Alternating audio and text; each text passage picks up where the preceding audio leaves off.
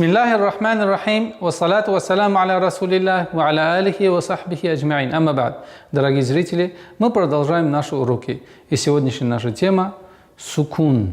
Сукун – это название знака, который переводится с арабского языка как «покой», «тишина». Этот знак используется в арабском языке для обозначения согласного звука в контексте. Знак сукун обозначается в арабском языке таким образом. Надбуквенный знак в виде такого знака в кораническом контексте. И называется сукун. Ас-сукун.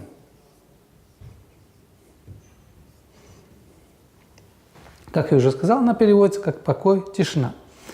Давайте перейдем на примеры, некоторые коранические примеры, чтобы более подробно осознать и распознать этот знак в контексте.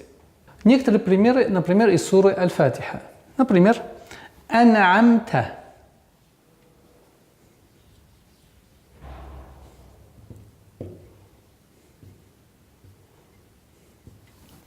Обратите внимание, вот этот знак.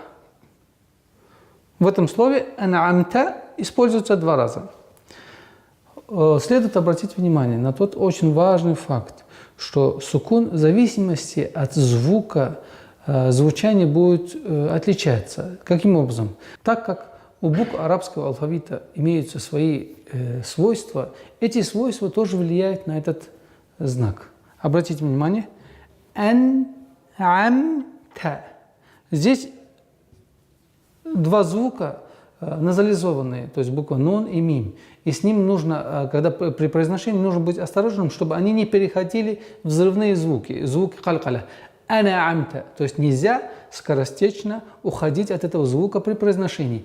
Нужно медленно выговорить до конца и перейти на следующий звук. Ан-амта. Скажем так, удержание доли секунды, чтобы свойство назализации выявилось и проявилось. Ан-амта. Например, другое слово из коранического контекста – «каулун». «Каулун». «Каулун». «Каулун». «Каулун». Теперь, например, «афваджа». Другой пример. «Афваджан». «Афваджан». Обратите внимание, вот он. Так как в данной ситуации буква «фа» – фрикативный звук, то есть при произношении струя воздуха должна продолжительно свое действие влиять на произношение. «Афваджа». Нельзя его скоростечно произнести быстро «афваджа», чтобы она не переходила в другой звук. И поэтому нужно очень внимательно обращать на эти свойства внимания. На этом мы с вами прощаемся. До новых встреч. Ассаламу алейкум ва рахматуллахи ва баракатух.